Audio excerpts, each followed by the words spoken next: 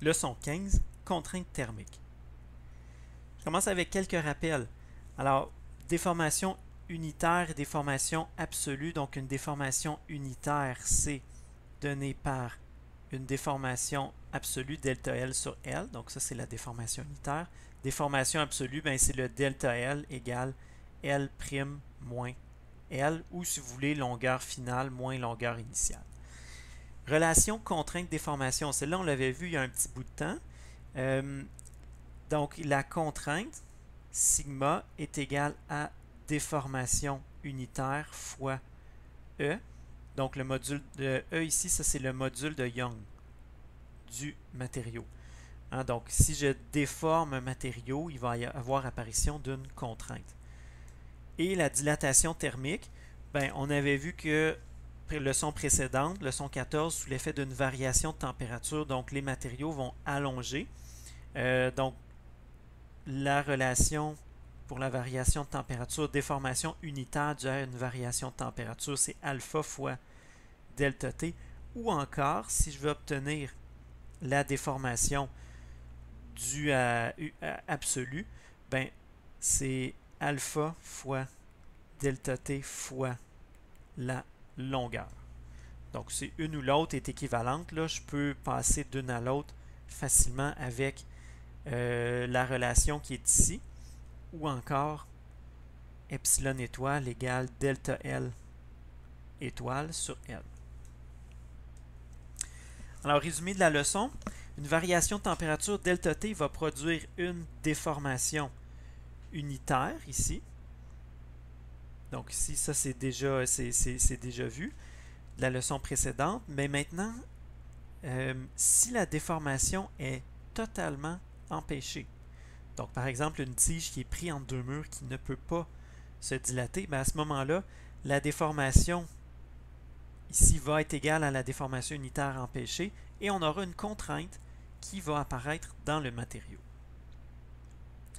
Objectif de la leçon, déterminer la valeur et la nature de la contrainte dans un matériau lorsque la déformation thermique est totalement empêchée.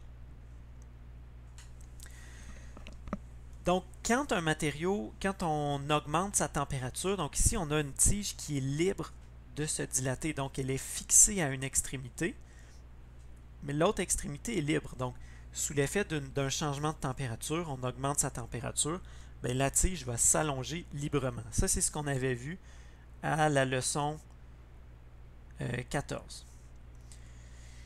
Maintenant, il peut arriver que je place un deuxième mur ici. Donc, la tige n'a aucun moyen de s'allonger.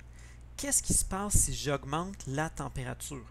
Bien, il peut arriver deux choses. Le mur peut ne pas être assez solide, puis se déplacer sous l'effet de la dilatation de la tige.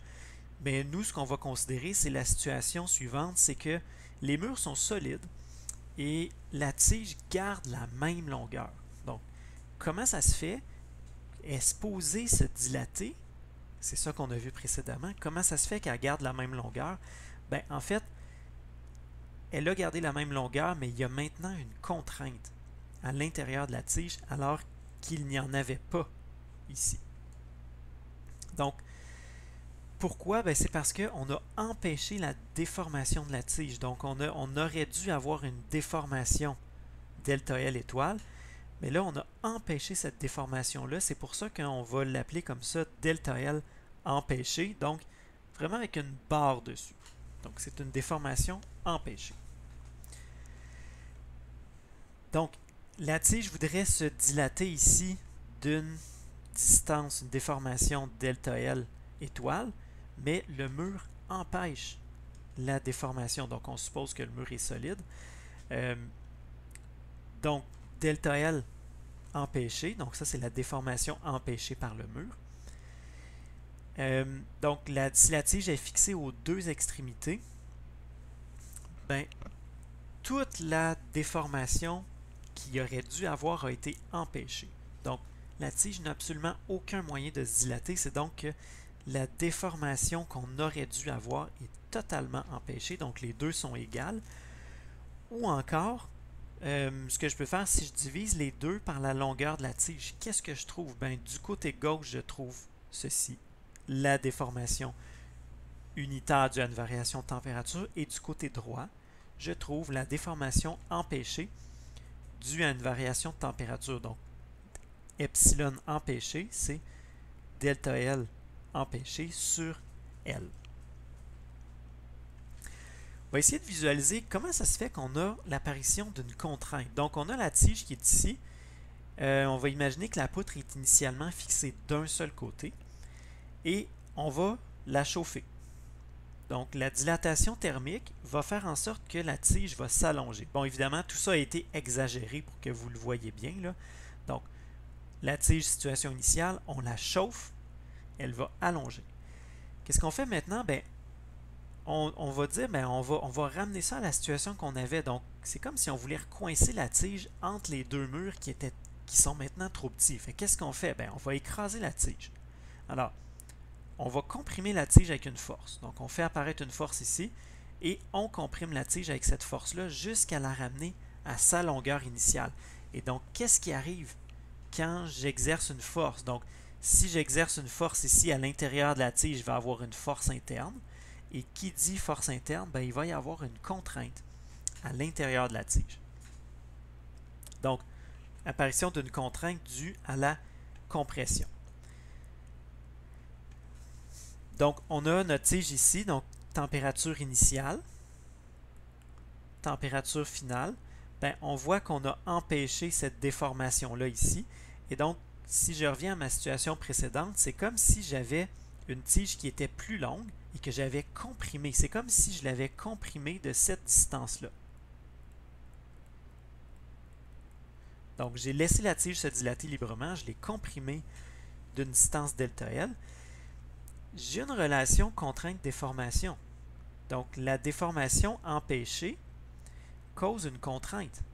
Bien, ma relation contrainte-déformation, ici, on l'avait vu dans une leçon précédente. Donc, la contrainte, c'est déformation unitaire fois module de Young. Donc, comme on avait vu, je peux relier la déformation unitaire à la déformation absolue empêchée. Donc, c'est vraiment la même équation que ce qu'on avait vu précédemment là, dans la relation contrainte-déformation. C'est juste qu'ici, ben, ça, c'est la contrainte due à la variation de température. Et ça, c'est la déformation unitaire empêchée. Donc, dans, évidemment, ça ici, excusez-moi, ça ici, donc, ce sera égal, je vous rappelle, epsilon étoile est égal à epsilon empêché, puis la déformation due à la variation de température est égale à la déformation empêchée, parce qu'on empêche totalement la déformation. Un petit mot sur le type de contrainte. Premier cas de figure. Alors, on a une tige ici qui est entre deux murs, et on la chauffe. Qu'est-ce qu'elle voudrait faire? Elle voudrait allonger. On l'empêche d'allonger. C'est comme si on prenait la tige qui a allongé librement puis on l'écrasait pour la rentrer entre ces deux murs-là. Donc, on a une déformation empêchée ici et la tige voudrait allonger. On a une contrainte en compression. Ça, c'est la situation qu'on vient de voir. On peut avoir le contraire.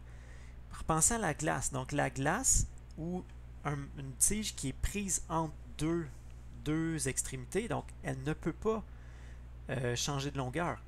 Alors, qu'est-ce qui arrive? Si on la refroidit, elle voudrait se raccourcir, admettons, jusqu'ici. Donc, on voudrait avoir cette longueur-là, ici. Mais c'est impossible, parce qu'elle est prise aux deux extrémités. Donc, qu'est-ce qu'il va y avoir? La température diminue, la tige voudrait raccourcir, et on aura donc une contrainte en tension. Donc, c'est comme si je prenais la tige qui était là, et je l'étirais avec une force pour qu'elle prenne cette longueur-là ici, donc pour qu'elle vienne occuper tout l'espace entre les deux murs.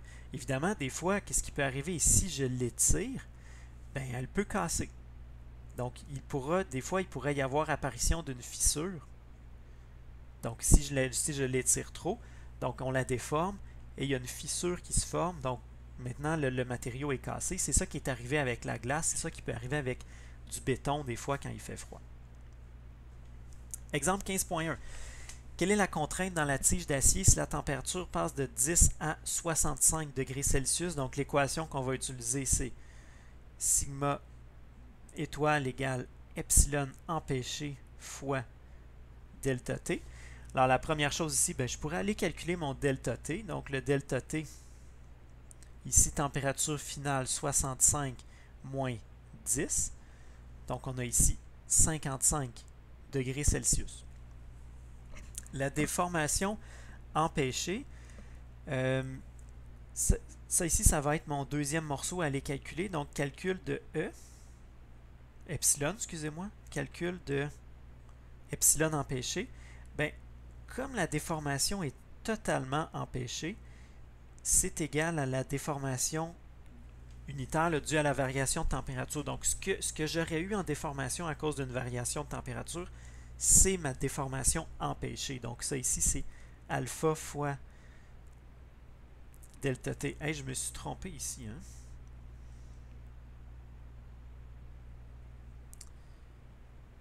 Désolé. Fois E.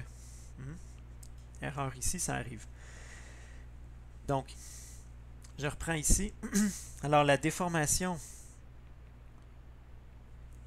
unitaire due à la variation de température ici, donc alpha, on a 11,2 fois 10 moins 6, donc c'est ça ici, fois le delta T, fois 55. Donc, on a ici 6,16 fois 10 moins 4, toujours sans unité. Donc, prochaine étape, je vais aller calculer ma contrainte. Donc, je le réécris là, vraiment, l'équation que j'avais écrite au début, là, je m'excuse, il faut vraiment suivre toute la vidéo. Je m'étais trompé, c'est ça ici l'équation, c'est pas un delta T qui va là. C'est E, le module de Young. Donc, la contrainte, ici, donc la déformation unitaire due à la variation de température, déformation empêchée, 6,16 fois 10 moins 4, fois le module de Young, 210 gigapascal. On se rappelle qu'on doit le mettre en mégapascal, donc 210 000 mégapascal. Et on aura ici une contrainte de 129,4 mégapascal. On précise la nature. La contrainte, elle est en tension. Elle est en tension parce que... pardon, qu'est-ce que je dis là? La contrainte, excusez-moi, on efface ça. Elle est en compression.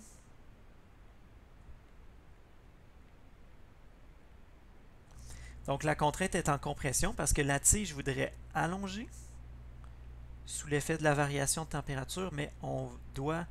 C'est comme si on la comprimait ici pour qu'elle reprenne cette longueur-là ici. Donc, contrainte en compression. Deuxième exercice, on va essayer de ne pas me tromper dans lui. Cette tige d'aluminium est soumise à une contrainte en compression de 120 mégapascal à 20 degrés Celsius. Donc, la tige, vous voyez qu'elle est prise entre deux murs et elle est déjà comprimée. Quelle doit être la température pour que la contrainte unitaire soit nulle? On vous donne ici le module de Young de l'acier et le coefficient de dilatation thermique. Donc, il peut arriver que dans une construction, on place des matériaux déjà en contrainte à température ambiante. Donc, on comprime le matériau, on le place où il va. Des fois, ça permet d'absorber les variations de température. Donc, on appelle ça des matériaux précontraints. Donc, on veut ici à quelle température on atteint la contrainte unitaire nulle. Bien, la première chose à faire, on va regarder, là ici on connaît la contrainte, on connaît le module de Young. Qu'est-ce qu'on pourrait trouver? Bien, si j'écris mon équation ici, sigma étoile égale epsilon empêché fois le module de Young, on voit que ce que ça pourrait me permettre de trouver, c'est la déformation empêchée. Donc, j'ai 120 mégapascal. Donc, ça, c'est la contrainte. Égale déformation empêchée fois module de Young, 69 000 mégapascal. Donc, on a ici une déformation unitaire empêchée qui vaut 1,74 fois 10 à la moins 3. Et ça, c'est sans unité. Alors, qu'est-ce qu'on peut faire avec ça? Bien là, ça veut dire que le matériau qui est là, si je veux complètement annuler la contrainte, il faut que j'empêche une déformation. Donc là, ici, il y a une contrainte. Je dois le refroidir. Okay? Donc, le matériau, c'est comme si je l'avais comprimé pour le rentrer là. Donc, imaginez qu'il est plus long. Ici, donc à 20 degrés Celsius, il est plus long. Je l'ai comprimé. Donc, à 20 degrés Celsius, il prend cet espace-là ici. Évidemment, il y a des forces qui s'exercent dessus à 20 degrés Celsius. Si je descends la température, est-ce que c'est possible de lui faire trouver une température telle que ça ici, c'est sa longueur naturelle? Donc ça ici, c'est sa longueur naturelle. Ce que je vais faire, je vais les dessiner vraiment côte à côte.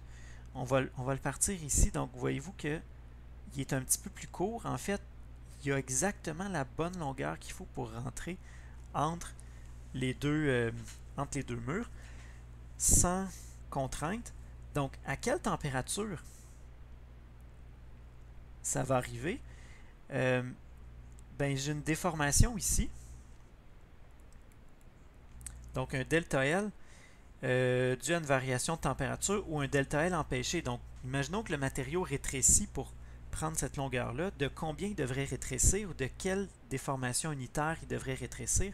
Celle-là ici. Donc, la déformation que j'ai en quelque sorte empêchée, il faudrait que ce soit qu'avec une variation de température, je lui donne cette même déformation-là.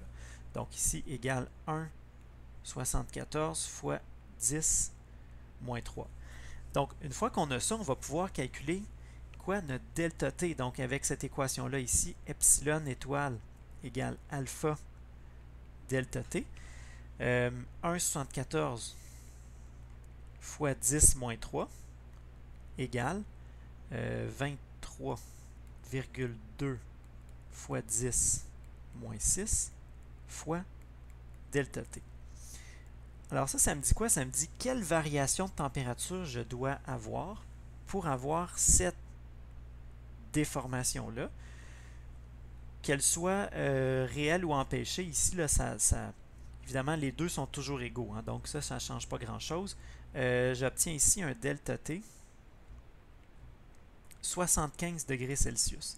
Maintenant, il faut penser que je dois refroidir le matériau. La température finale, c'est sûr qu'il faut qu'elle soit plus petite que 20 degrés Celsius parce qu'il faut que le matériau raccourcisse. Donc, le delta T qui est là, j'ai pas fait attention aux signes dans tout ça.